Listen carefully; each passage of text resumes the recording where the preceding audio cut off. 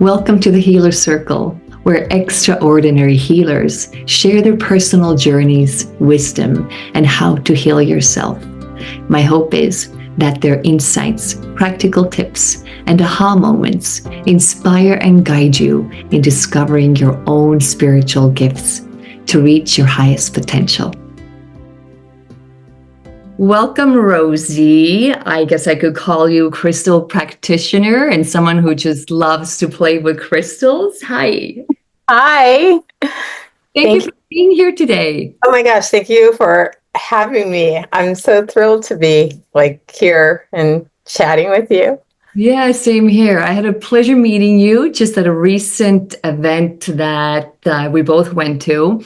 And you had this really cool thing on your table where I put a coin in and I got this little ball and I won these amazing little rocks, which I totally love. And I was like, oh, can you tell me more about it and everything? So can you tell the listeners, what is it that you do? Why do you have all these amazing rocks and everything? And what's the story? I've always been attracted to rocks ever since I was a little girl. Growing up in Monterey, I actually found a pyrite and I thought it was gold. You know, this is before fourth grade history with all that they still teach in elementary school in California. I didn't know. I just assumed that, oh my gosh, I found this cool, shiny piece of gold. And I kept it to myself until one neighborhood kid, I showed it to, and he kind of made fun of me because he knew it was pyrite. He called me a fool. It was full of gold. So I just, I would find jade, like Monterey jade. My fourth grade teacher was a jade prospector. He would go in the low tides and he'd find little pieces and use them as incentive to teach. Like if we got 100% on our grade or we got something right in the world in geography, he'd gift us a piece of jade.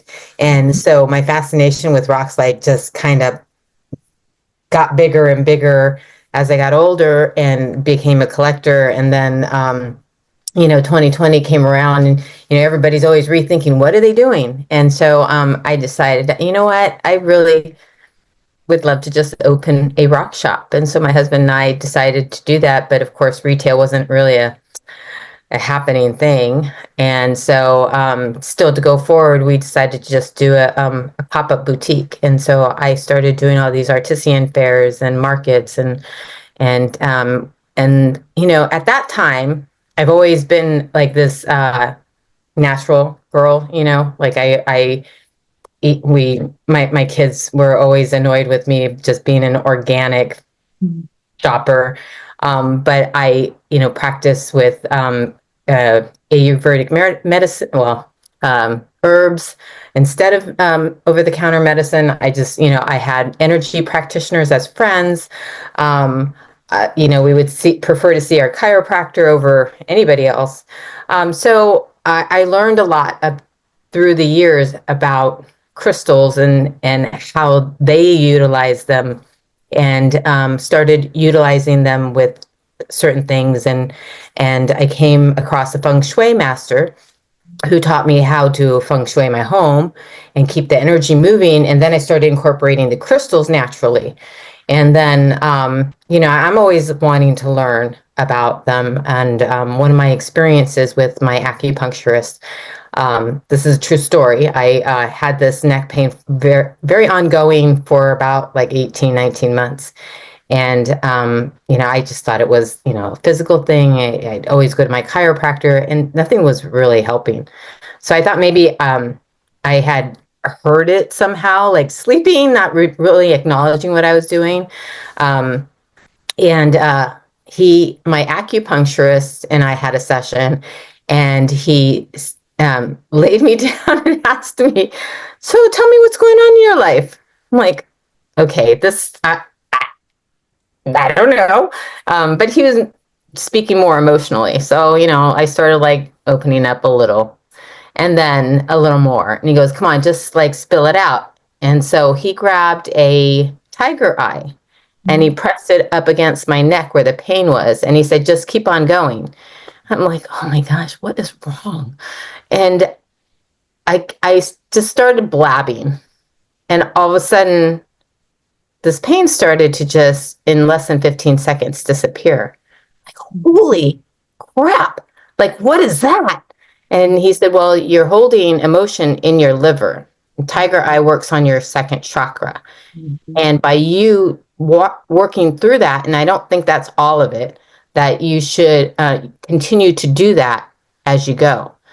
He had a big slab of tiger eye, and I thought that is an incredible Wow. experience.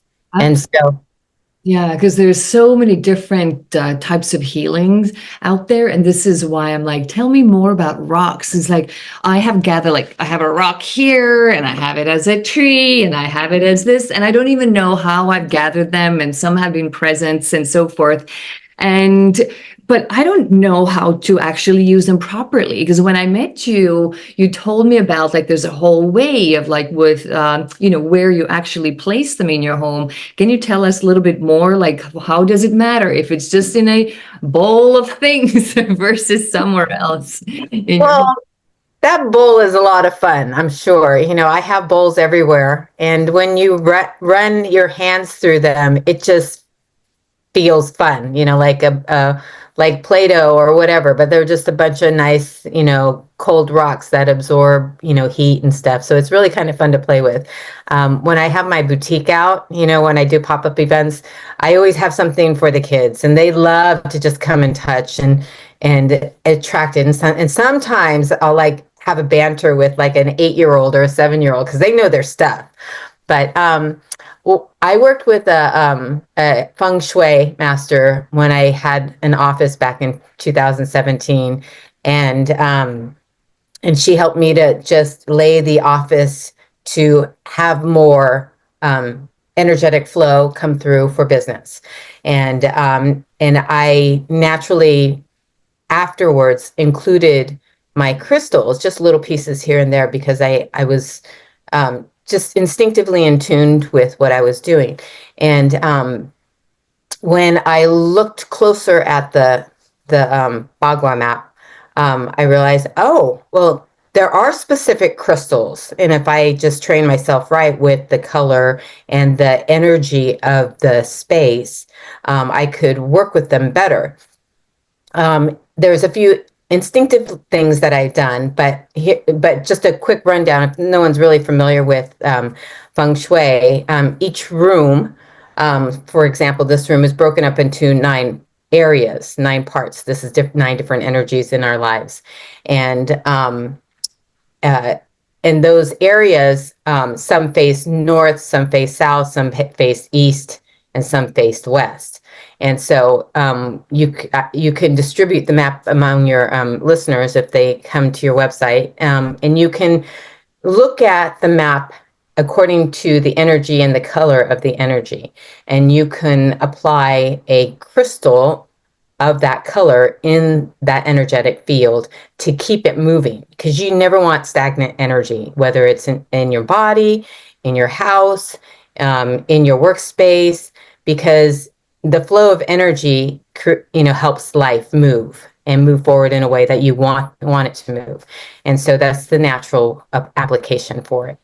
Yeah. um, I have a question with the energies as I was like looking at like, oh, what else do I have here? I ran into a magnet that I sometimes use for, releasing emotions from the body and everything.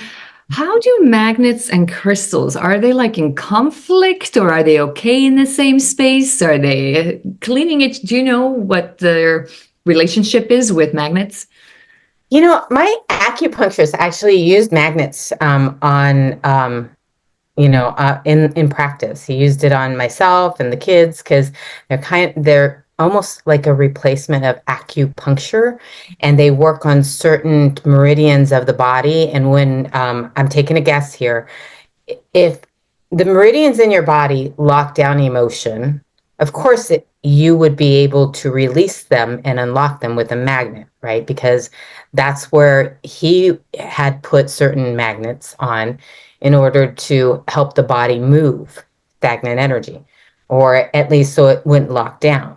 Um, And crystals do somewhat of a similar thing. They have, I know some, like hematite, or I think I'm saying it right, have a magnetic field, and they work with the flow of your blood. As for crystals, we if you're familiar with the chakras, which are the stages of life that we grow through from the time we're born to when we're adult, and they represent energy stages that we manifest. Like, for example, our primary first three chakras, like our first, second, and third, our root chakra is representative of our immediate family, our tribe, and it's red. And so red crystals such as garnets, bandonite, um, ruby help to root you to this earth, and complement that energy, and to help you have strong identity of who you are and your tribe.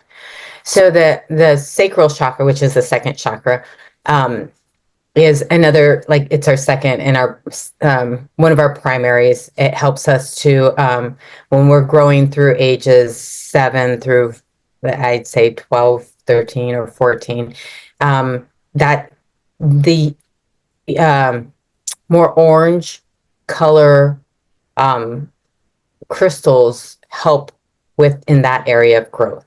And it works on our creativity. It works on all sorts of areas of our lives where we're developing some of our primal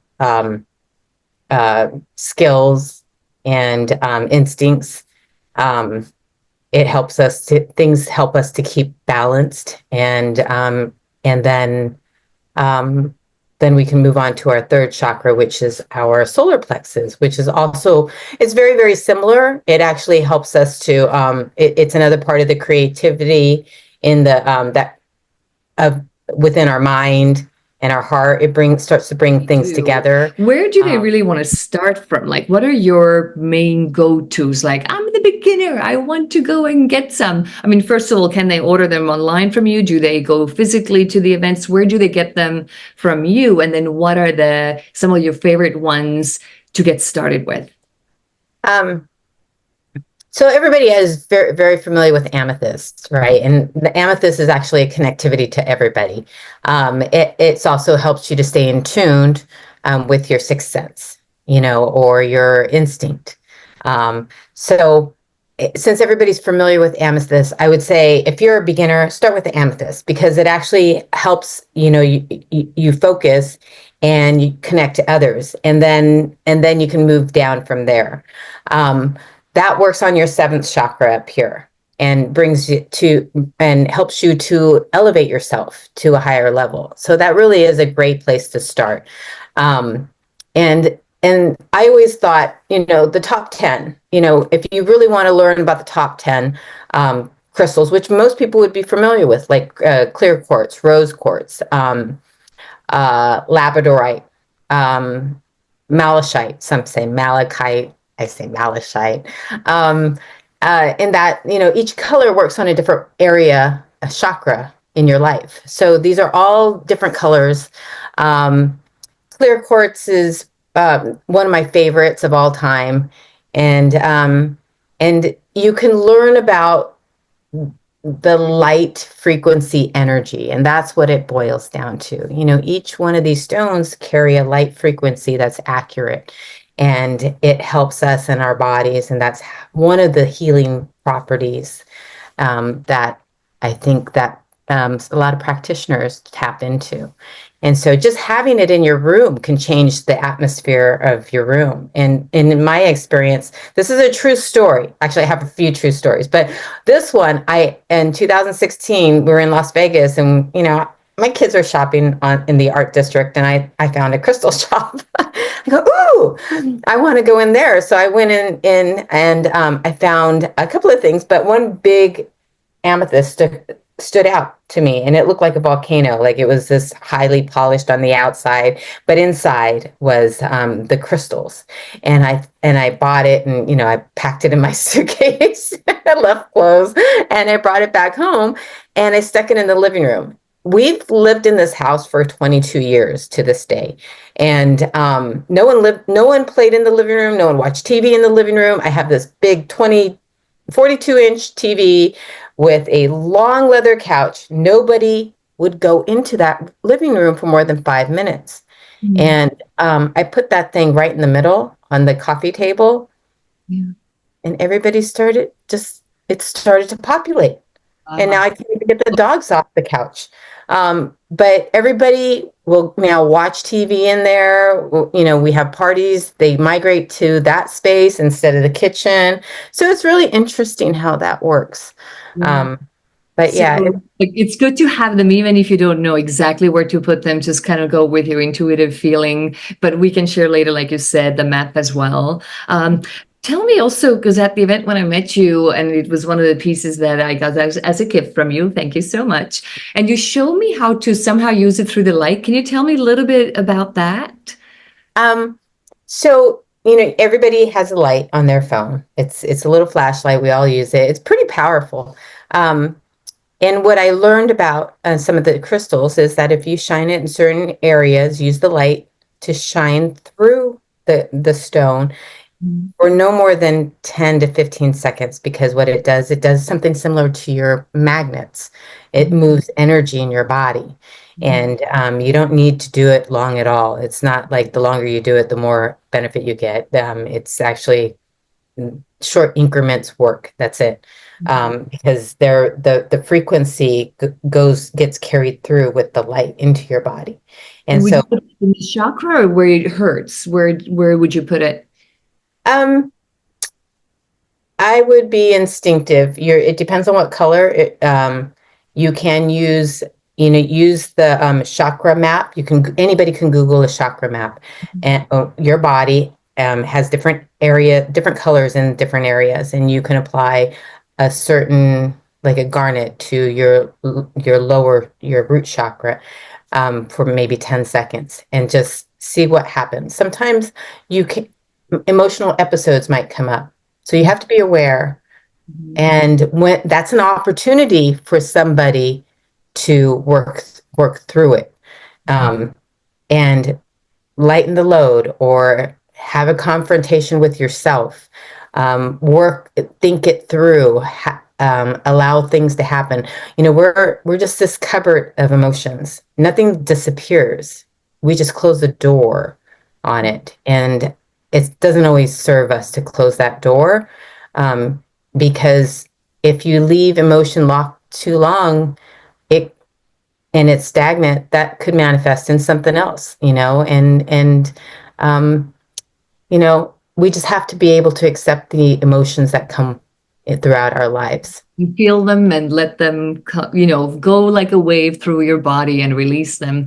But talk about emotions. When you have your own downtime, like in the sense like, oh, feeling low or feeling blue, do you turn to crystals to help? What do you do to get yourself up and running again at times where things aren't as happy place as you would want them to be? Well, my crystal studio is my happy place. And it's funny, I just got back from a long, long trip um, in Spain, and like 3 weeks. And I got back, and I really felt like I was not here. I've never felt like that. I know some people say, oh, that's jet lag. But I honestly, my body was here. I don't know where my spirit was. So I was like, Well, what vacationing. what is wrong? And then and I worked the event on Sunday. I go, oh my gosh, I feel so much better. I have all my rocks around me. And the funny thing is, I always take a little case of my favorites. So I Mhm. have them next to me. And I did not take them this time around. It's Mhm. just really weird. I was like at, I think, 49 pounds with my suitcase. It's going. So coming back, I couldn't buy anything. But I realized, oh, I didn't take it. And, that could have been why. But yeah, my happy place is around the rocks.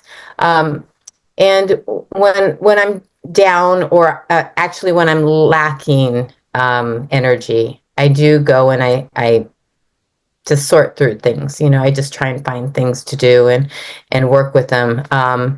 But if it's emotional, I just sit near them. I have them all over my house. That part of it was my husband said, "You can't buy any more." There's no room left. There's no room left in 2019. And I thought, oh, okay, I got these big pieces. Okay, can I put some outside? um, So but yeah. questions like, so one thing is like, okay, we figure out our own tools how to heal ourselves or how to feel better, and as in some way also healer, I would say healing with Roxas, having this in your life, do you still turn to others also for healing for yourself? Oh yeah, all the time. Yeah. Um, sometimes you just can't. You're too close, or we all have skewed viewpoints of everything, right? And in fact, I have, like I've said before, I have energy practitioners as friends and acupuncturists as friends now. I go to them when I'm not feeling well. And I know it's a lot of it's probably tied to emotion, or it's tied to mental, or it's tied to something else. Not it's just, physical ailments just come from different areas. It's just a symptom, really. And so I do turn to. In fact, I had someone that was working with me. Someone said something to me on Sunday, and I thought that was really odd, and it's been disturbing. And one of my issues is I stay hung up on stuff, like one thing, and it's hard for me to let go. So I asked another practitioner, can you talk with me for a little bit? Because I don't get this. And I didn't even tell him what it was. I just asked him a certain question, and he came back and answered me. And I said, oh, okay, so this is what happened. Mhm. And it makes sense now. So, yeah. Great you say that, because I think sometimes when I've been in a situation when someone told me, wait, you're a healer, like, aren't you already like perfect and you don't need any help? I'm like, what? I'm a human. Of course I'm a healer. But at the same time, like what you were saying is looking at yourself, it's like you're in the box. You somehow like the horse who's blinded, right? Because often when I am talking to my sisters for advice, or to my mom, and my mom's like, let me tell you exactly what you have been telling me all these years, I'm like, and as she says it, I'm like, oh, yeah, right. But somehow when it's about us, involving us, we tend to forget or not know our own advice. So, absolutely, I love that you're vulnerable in the sense of saying, of course, we need help. We all do. We're all humans. But let me ask you another thing. If you could go back on time, when you were much younger, I don't know, whatever that age is, would you have advice now, like from your mature you, everything you've known and learned up to this point, and tell your younger you? What would it be? I love that question, and it's always changing. Um, that things will evolve in time. Mhm. And, on my trip to Spain, I thought I had patience. I learned a lot more patience. And I had to just take a step back and look at the big picture of everything, and then and come back. But everything will evolve in the time that it's meant to be. Um, and it sounds easy to accept, but when you have ambition, or you have um, uh, you have like a goal or a task, and you're always wanting things done now, or yesterday, or you put yourself under a lot of pressure. It's really um, it's hard to be able to have that acceptance of things will evolve in time. But I had to redefine what time was, and it is. it is the emotional experience that we have to go through in order to evolve. Yeah. And and you can't rush it. Thank you for that. And that does actually lead to the tip that I was also hoping that if we can, as our last question to you, if you could share more for or leave to the audience a tip of like, if they're trying to figure out what it is that they want to do, like for you, like you just loved rocks already from whatever age on. And if people are like, oh, I want something, I want to be passionate about something, or I love, like, what is my thing? What would you suggest to these people to notice or realize what their thing is, or do something to understand, like, wait, this is what you've been doing all along. You haven't noticed, or discover something. What's your advice to the people to discover their own thing that they're passionate about? Well, that's a really good question. I'm passionate about a lot of things. How did I discover what direction to go in? Um,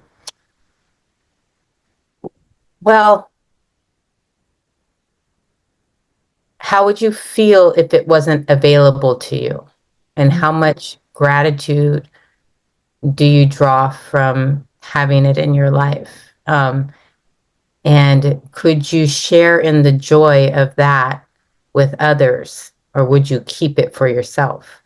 Um, you know, I do like to share rocks. I give them away. If I could like toss them and not hurt anybody, I would, and I give them away to the kids when they come by. I give them an agate. I talk about agates. And when kids are really, really into it and they have, they're looking at something, then I, just say, okay, well, if you really love it, then, let's work it out. You got $10. Sure. Let's do it.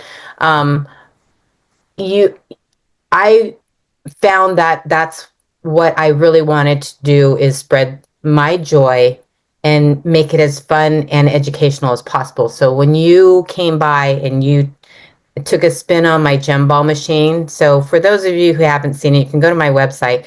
I actually have, or my Instagram.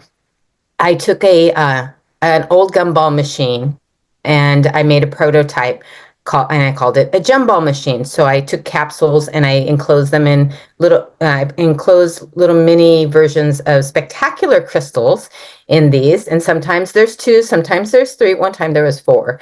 And sometimes I even put some really unique pieces that are extremely hard to find. You got an argonite. Oh my Really God. cool Oh my one to show God. you Clear. That's a that. Colombian clear quartz. That's a mini, but it's spectacular. Yeah. And oh, and you got a little mini black obsidian. Oh my God, you got three. Yes, I got lucky. So and so I didn't want it to be the experience. I wanted the experience to be fun, educational, and memorable. Because that's how I love living life. I love the fun of it. I'm curious all the time, and we're all kids at heart. That's where we want to be, and so that's how I created that GEMBALL machine. And I have another prototype in this store in San Francisco, a much bigger one. And then we're launching some big giant ones into different museums and airports. So I'm really excited about that because what it does, it just spreads the joy of crystals all over, but also educate people on, the geology and the geography of them. So there's multiple levels of that. It was so fun. I did feel like a kid again. The opportunity to win and then take home something so pretty, so special. So thank you for sharing this love with everyone. Thank you for being here with us today and teaching us and telling us more about these amazing stones and what we can do with them and how we can heal with them. So thank you for your time and thank you for being here. Really appreciate it. Oh, it was my pleasure. I really, really appreciate the time I get to spend with you. And, if anybody wants to go check out my Instagram, it's at Juicy Gems, spelled JUICEYGEMS on Instagram, and then also on Facebook. And we'll put everything under the link as well. So people do look at the link below the video, how to reach Rosie and the amazing stones and the surprise balls and everything. So looking forward to sharing your beautiful things with other people and your tips for us. Thank you so much.